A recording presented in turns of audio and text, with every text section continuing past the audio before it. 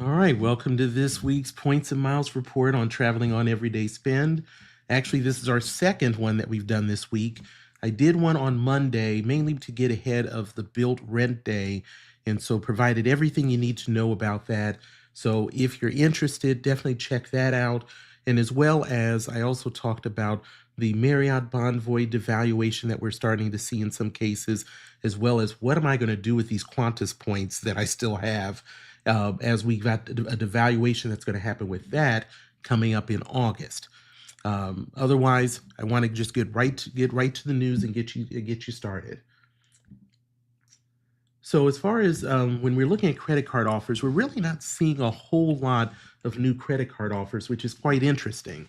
We still have Bank of America with the Alaska Airlines credit cards with the elevated bonus of 70,000 points on both cards, plus the companion pass based upon $3,000 worth of spend on the personal card and $4,000 in 90 days on the business card. Once again, that companion pass normally would be one that you only receive once you have a certain amount of spend during the year that to qualify for it. So getting it up front as part of the welcome bonus can really pay a lot of dividends for you. And then we have the United cards, which are still hanging on with the offer ends soon. It could literally go away at any time. But if you're interested, definitely take a look at the United cards. There is a card for each level of person with United, from the no annual fee Gateway credit card to the United Explorer card, which has a lot of benefits for a $95 annual fee, but waived the first year. And then the United Quest for the person that is looking to get status. And then, of course, the United Club card at $525 gets you that United Club membership to get you access. And then we have the new credit cards that came up end of last week, beginning of this week. Marriott Bonvoy, the Bold at no annual fee, is still going to get you 60,000 points plus one free night with just $2,000 worth of spend in the first 3 months, as well as we have the Marriott Bonvoy Boundless card at $95, $150 statement credit, as well as 100,000 points for $3,000 worth of spend in the first 3 months. And on top of that, which makes it almost pay for itself, is that you do get an annual free night. Then we also have the IHG credit cards, the IHG One Rewards Premier card, as well as the IHG Rewards Traveler credit card, which the Traveler has no annual fee. You can get 100,000 points with just $2,000 worth of spend. And then the Premier is one that I definitely have, 170,000 points with $4,000 worth of spend. You'll get automatic Platinum Elite status, as well as a free night each year. Now, as far as the points and miles opportunities, there are a lot of them, but I'm only going to focus for today on the new ones that have come up and the ones that are about to end, especially as we're here at the end of January. So Alaska Airlines, you can earn 25 Alaska miles on every dollar you spend with 1-800-Flowers, as well as Harry and David. There is a promo code to use of AKA4. There is no published end date at this point, but this could be something depending upon what kind of spend you're going to be doing for Valentine's Day or just because that may be able to generate some points. I mentioned to look at being able to double up the points by seeing what offers you have on the credit card that you may use. The portals won't probably work well on it because of the fact that you putting in that code for promo could nullify what you're doing. So I don't recommend trying that, but because you may end up losing out on it. But definitely pay attention to the credit card offers of Amex, Capital, as well as Chase. Capital One is one that could be touchy because a lot of their credit card offers actually require you to go through the Capital One portal. So just keep an eye on what may be available. Air Canada, you can buy Air Canada points with up to 30% discount. Now that's going to run through February 18th, and you can get that all the way up to purchasing 100,000 points with a 30% discount which still makes it more at 1.7 cents per mile or point. It's still a little bit more than what they're valued, but as we always talk about when you're doing these things, you may have a particular use case, and that at least brings it closer if you have one. It's not historic or anything that you have to pull the trigger on, though. And then we have Avianca with up to 160% bonus if you're purchasing points. That ends tomorrow on January 31st, and you can trigger the 160% with just as little as 36,000 miles being purchased up to 200,000. And then we will move to the Accor and Qatar partnership, where you earn 2x Avios on Accor stays, and you can earn 2x on all points on Qatar flights. It does require registration, and you did need to do that through January 31st, so that's not necessarily ideal. As far as any other ones, most of the other ones I think we're going to have past January 31st. I do want to mention British Airways because that was one I came across today. If you are a British Airways Club member, and if you earned Avios points during 2024, as opposed to 2025, you can actually multiply those Avios up to 4x at a discounted rate. Now, this runs through February 2nd, so it is only going through this upcoming weekend. If you aren't aware, there is a balance booster option for club members. It was introduced back in 2023, and you can end up then multiplying those Avios points to be able to buy additional Avios. It's at 4 different levels between 1x and 4x. And you can get as low as 1.22 cents per Avios to 1.25 cents per point. It appears that if you transferred Amex points to the Avios program, that you may find that it actually triggered that you earned those Avios points. Make sure to check your account. There's nothing to sign up for. Just go into your account and be able to look at what your options are. If depending upon what level you're dealing with and how many points Avios you're talking about, it could be a very good deal, but each case is going to be dependent upon itself. And so those are the items that I think we have through January 31st. IHG, you can purchase up to 100% bonus. That purchase period ends tomorrow.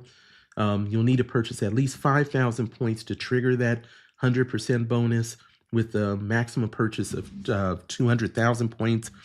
Now, if you aren't aware, when you deal with IHG and you get into your account, it depends on the luck of the draw. They never just do it across the boards. But I got the 100% option, and if I got it, I know that you must be more likely to get it because I never get the highest level on any of these. So make sure to take a look at that if interested. And then we don't seem to have, so Marriott, you can earn 20,000 Marriott Bonvoy points on your vacations by Marriott. It does require a 4-night stay that you have to book it by January 31st, so tomorrow. Now, you can travel all the way up to June 30th. Now, you do have to go through Vacations by Marriott to do the offer, and of course, it needs to include lodging as well as round-trip airfare. So that will be ending this upcoming weekend, something you may want to look at if you have a spring break or summer kind of trip upcoming. And then I don't think that we have anything else. Actually, one more item, Marriott Bonvoy Escapes. These are last-minute getaways that are available. You can save up to 20%. Now, this sale ends on February 2nd, but you have to travel between February 3rd and 23rd. And there is a promo code to use of QR1. 5-day advance booking is required, and the reservations are non-changeable and non-refundable. So make sure that if you even consider this, that you really have this planned out well. And this is up to 20%. So once again, not groundbreaking. So let me go and hit on a few quick notes that I wanted to bring to your attention. Rome.travel award search tool. Now, this is a free as well as a paid item that you could look at. I'm mainly focusing on what you can do for free. You can search all the way up to 365 days in advance. They're now adding Singapore Chris Flyer as well as Aer Lingus Air Club. It provides information also of transfer sources. So it does look at award flights in economy as well as business and first class. And it can give you the options of transfer partners that might work, whether it's Amex or Chase and all. It is a well-regarded tool. It's one that I've only used a few times, but it's free. It works well. And so adding two more options, because that's always the problem with the free ones is, and even some paid ones, is how many airlines do they have on there? So Rome.travel might be a good option to take a look at, especially if you're looking at Singapore Aer Lingus. Then we also have, I wanted to bring this, well, let me see, Mr. Cool, appreciate you stopping through, sir. Any wild guess on which hotels Hyatts will go up and down? Well, I think that what we've seen over the last few years definitely is the all-inclusives. The all-inclusive have really been very popular. I've definitely seen especially their Zilara and Ziva resorts have always gone up the last 2-3 years for sure.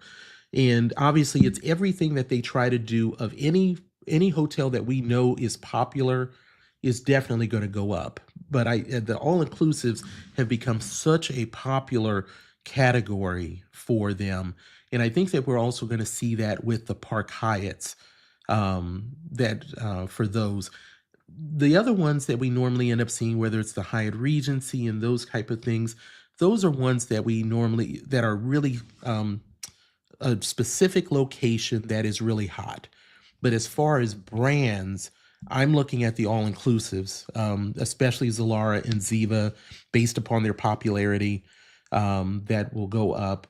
But at least what we do get with Hyatt that I've really appreciated is we get notified normally of all of the hotels that are going to go up, and then which ones reclass up and down before they actually activate it.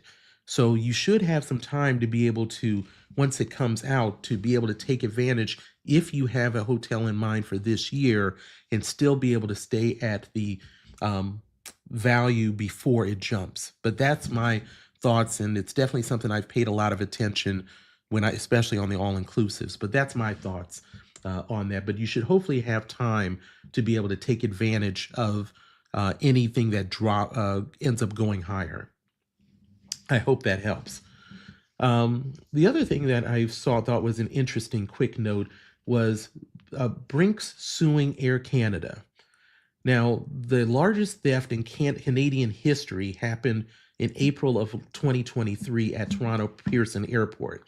And it was all based upon Air Canada having a container that had gold as well as some other items in it that was worth $15 million. And the funny thing is they took the container off the plane, put it in a warehouse there at the airport. Then the next day, someone goes there with a waybill to claim it. But unfortunately, Air Canada, whoever watched that, didn't pay much attention because the waybill was a duplicate waybill for a shipment of seafood that had already been picked up the day before. And they released this container to them and it was gone. Now, there have been arrests since then. I'm not sure of how much they recovered. But the interesting thing is that Brinks, because Brinks was supposed to be the one to collect it themselves, they actually sued for the full value of that shipment of $15 million. The problem was that they did not, Brinks, or the owner of that gold, did not end up getting a waiver that ended up in paying for increased coverage. So they actually only treated it as luggage that you and me may lose at the airport. And that was limited to 0.1%. So the courts found in favor of Brinks, but they only got $13,000 out of that $15 million loss they had. So I thought that was interesting of how something like that still had generic rules that we all have to deal with if our luggage gets lost. So that's a moment for you to keep in mind. Then let's talk about the Hawaiian Dreamliner now being able to fly from Honolulu to JFK in New York. Now, normally the Hawaiian Dreamliner is limited to flying between Hawaii and the West Coast. It's going to now replace the A330 from April 22nd through August the 20th.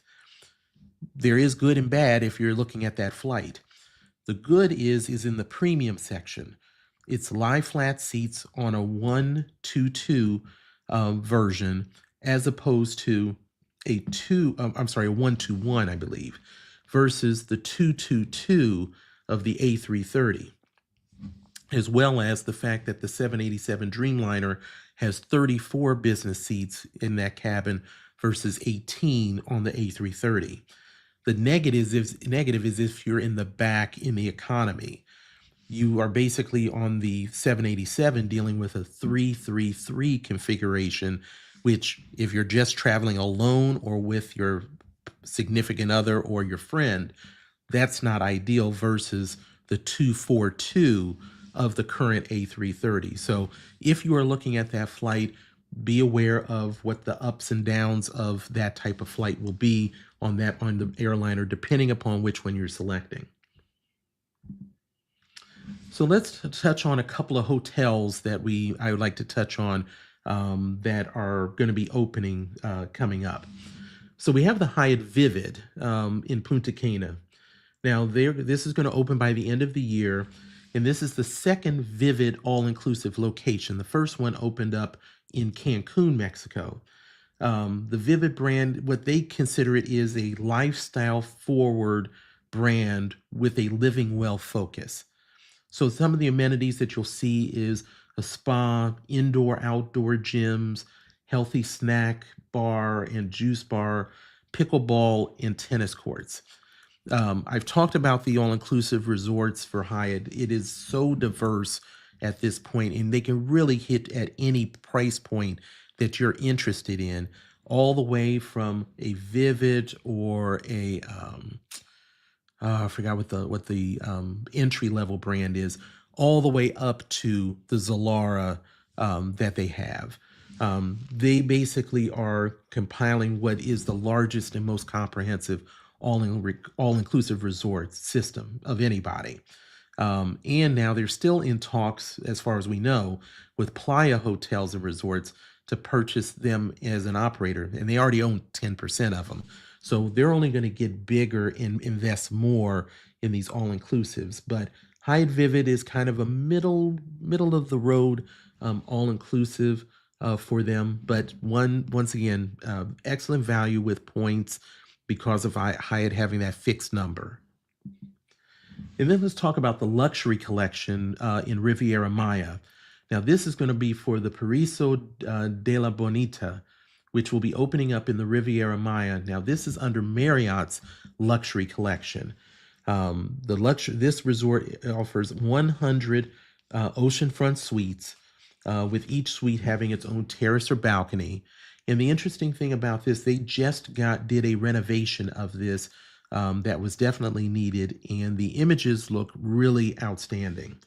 It has 4 restaurants, Mexican, Latin American, Mediterranean, as well as Chinese, and 3 bars, which that's a really good assortment for only 100 oceanfront suites. They also have a 22,000 square foot spa with treatment room, seawater hydrotherapy pool, as well as a sauna and a steam room. Now, the first 2 all-inclusive luxury collections locations are at Sanctuary Cap Cana, which is in the Dominican, and then Almare, which is on Isla Mujeres, which is in Mexico. Now, the cash rates for these start at $550 per night and 80,000 in Bonvoy points, which is seemingly relatively reasonable. Now, of course, that is for at the low occupancy time. And let's talk about Frontier merger with Spirit. And of course, we got to say again, we are literally going into the third try for this. And so let's walk through what may or may not be different with this. So as I initially start with, is this third time the charm? They've done it in 2023 and 2024. They just submitted a new proposal from Frontier to Spirit this week. Now, Spirit turned it down, but they are open if they're willing to sweeten the offer.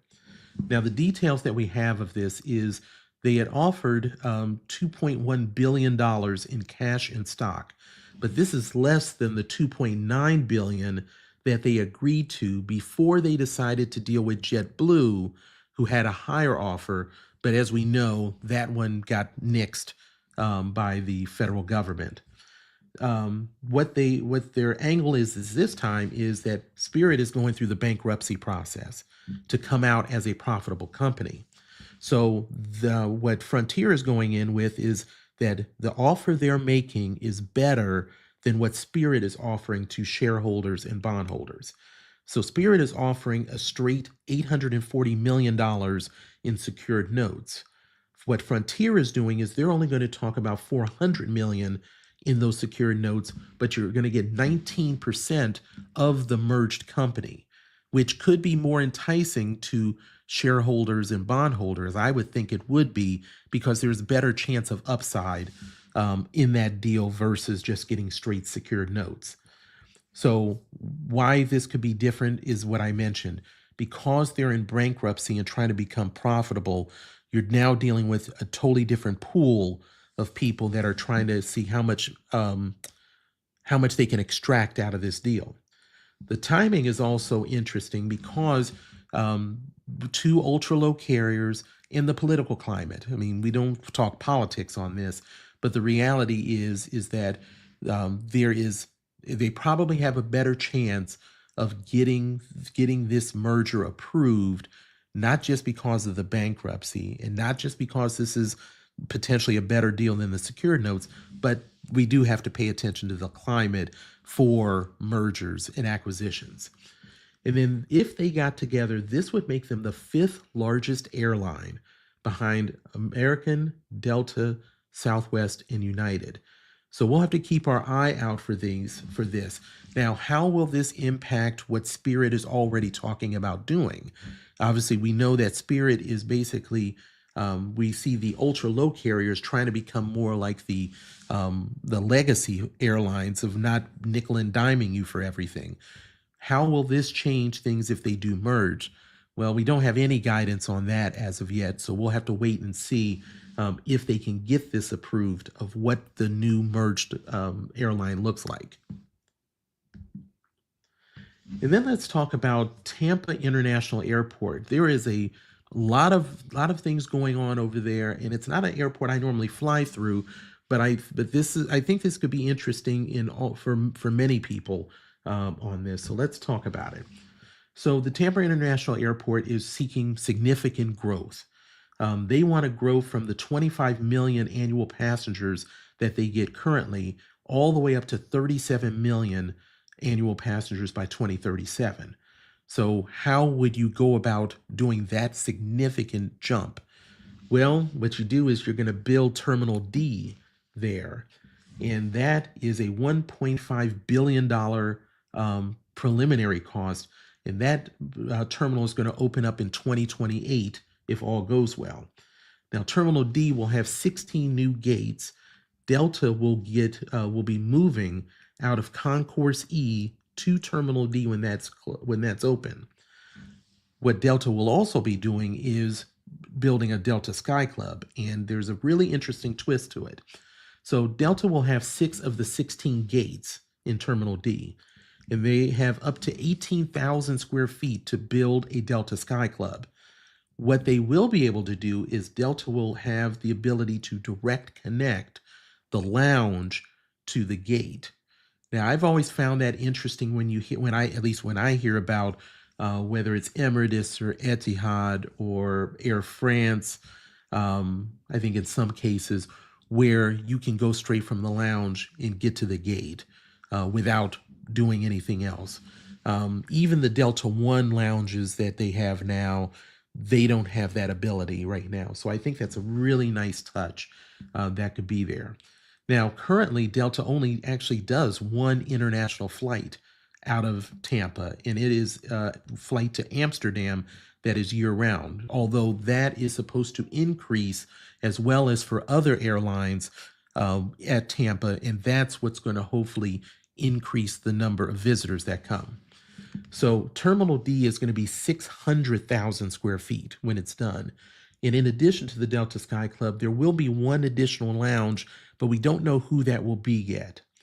And as far as international airlines that will relocate to Terminal D, we have Aeromexico, Air Canada, Avianca, British Airways, Cayman, Copa, Discover, Edelweiss, Porter, Virgin, and WestJet. The reason I have those bolded for Aeromexico, Virgin, and WestJet is because they're partners with Delta. So if you have a status with any of those three, you will also be accessing the Delta Sky Club most likely. So we don't necessarily know what that 18,000 square feet is going to look like as far as accommodating 4 different airlines that might be going there.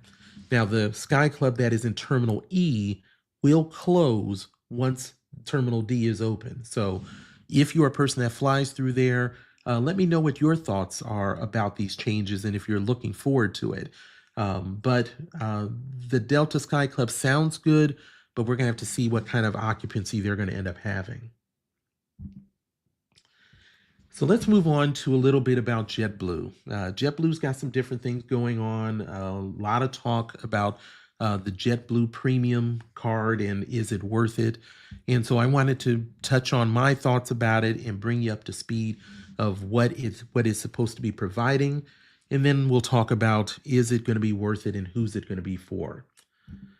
So you can now apply for this JetBlue Premier World Elite MasterCard. It is through Barclays. Unfortunately, we're not going to, as you can imagine, we're not going to get that Barclays benefit of buying one small item and getting the welcome bonus points, not on a premium card like this. Now, the limited time welcome offer currently is 70,000 points in 5 tiles for $5,000 worth of spend in the first 3 months. The annual fee is $499, so it is not a small amount. So what is that card going to provide you? Well, you'll get 5,000 annual anniversary points upon payment of the annual fee each year. The multipliers are 6x on purchases through JetBlue, Paisly, and JetBlue Vacations.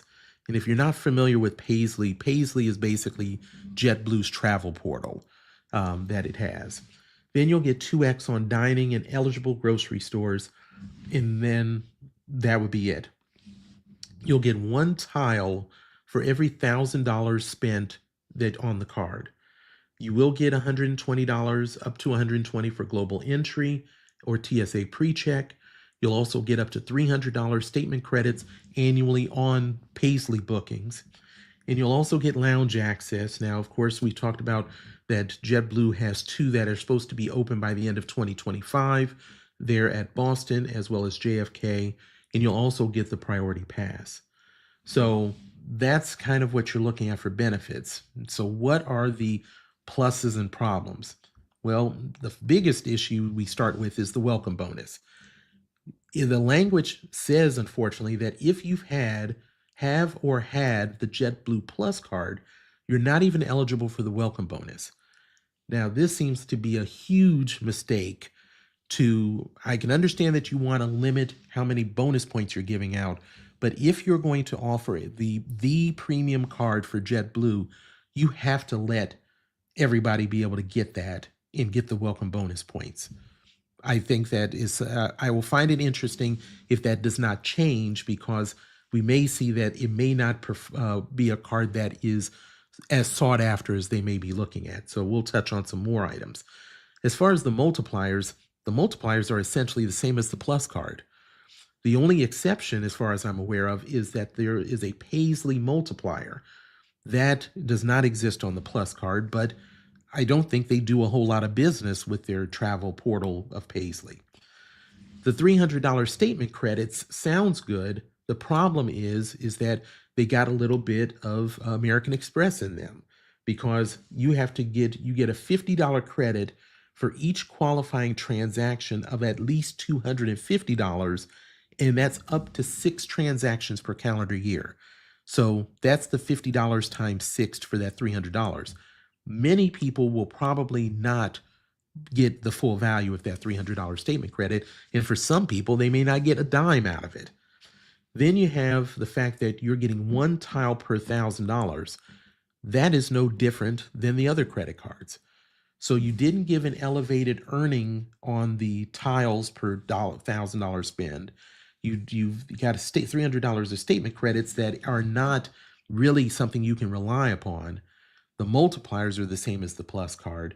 And if you've already got the Plus card or have had it, you can't even get the welcome bonus. I think that we're going to find out pretty soon, probably in the next 30 to 60 days, that their applications and people getting this card is going to be low, and hopefully they will make some changes. And I would really suggest that if anybody's interested in this card, to hold off. The welcome bonus is a big issue. The other issue is the fact that the lounge access is not even going to be until roughly the end of the year. So you're going to pay for a card potentially that gives you no welcome bonus, no lounge access, and no multipliers that are going to do any better for you.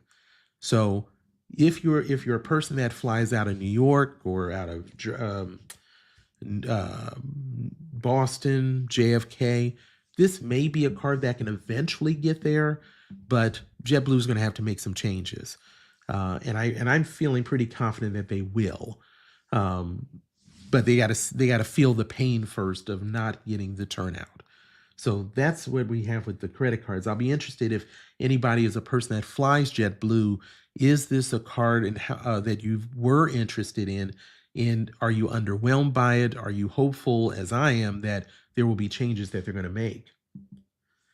And then let's talk about, now this is a very good item for JetBlue. So now you can actually utilize your JetBlue points for Tap Portugal. So this is a new partnership that as a way to redeem miles. You're not going to earn miles, but you can redeem your JetBlue points. The awards are bookable on JetBlue's website. Now, there is no award chart, but it appears that the redemption is the same whether you're on the East Coast or the West Coast. And the example would be if you're flying out of JFK in New York or San Francisco, obviously in California on the West Coast, you're able to fly to Lisbon for 19,000 miles on economy and 59,000 miles in business. And that seems to be the same for both, which is a rarity where one coast is not different than the other.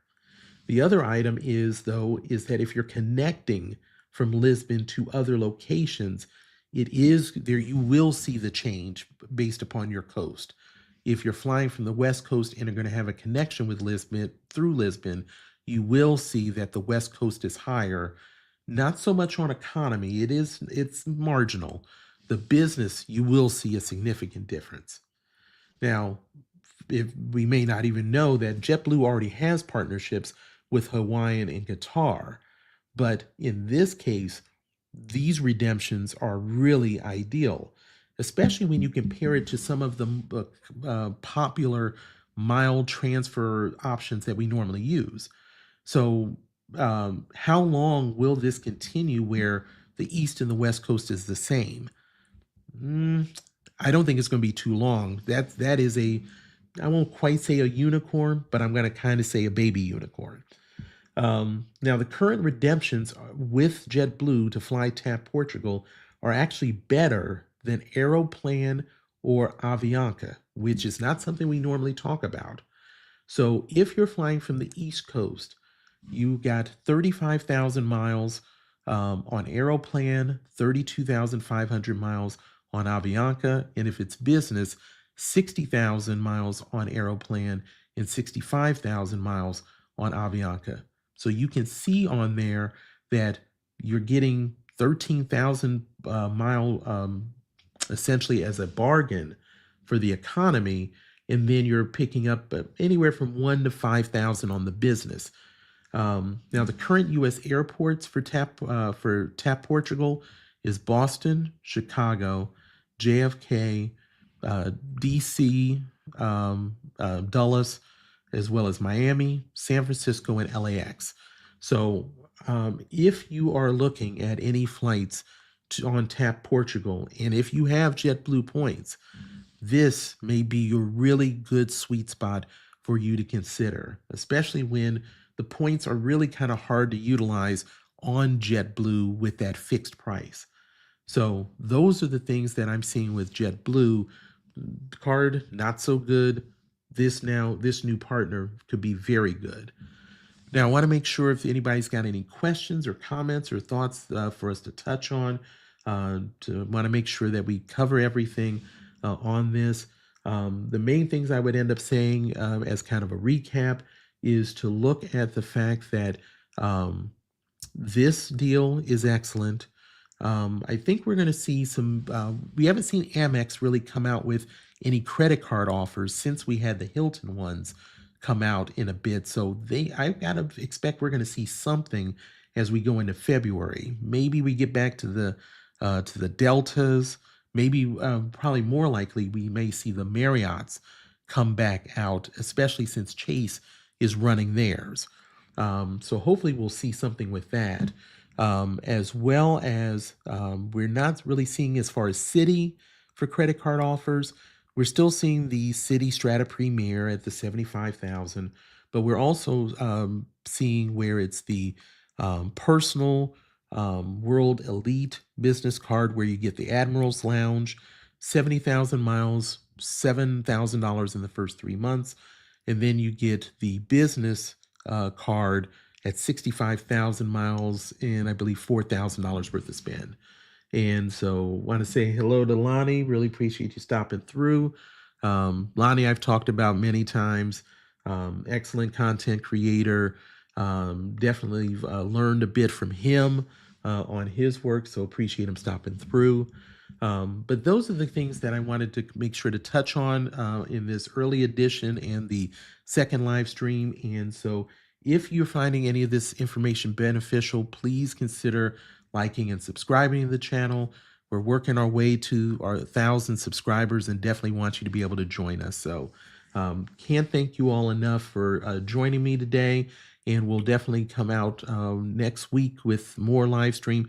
And I'll have a long form video that'll be coming out at the end of the weekend to put out there and to talk about home ownership through be with credit cards, not with a couple of credit cards that we'll talk about. See that, Adam, any news on the bill pay mortgages? So we don't have anything really specific, and actually that is the video that I have coming out at the end of this weekend. But we don't have anything in stone with it, but what I will say is that I think that we probably have a shot at seeing something maybe by second, third quarter is what I'm hoping for. But I think they're really going to stick with the model that they have with the rent. That's my thought on it, but we don't have anything in stone as of yet, but it's a good question. It's something I'm looking forward to. And Philmo, thanks for stopping through, sir. Really appreciate it. Always appreciate you coming by. But can't thank you all enough for your all support and look forward to talking with you all soon. So you all take care.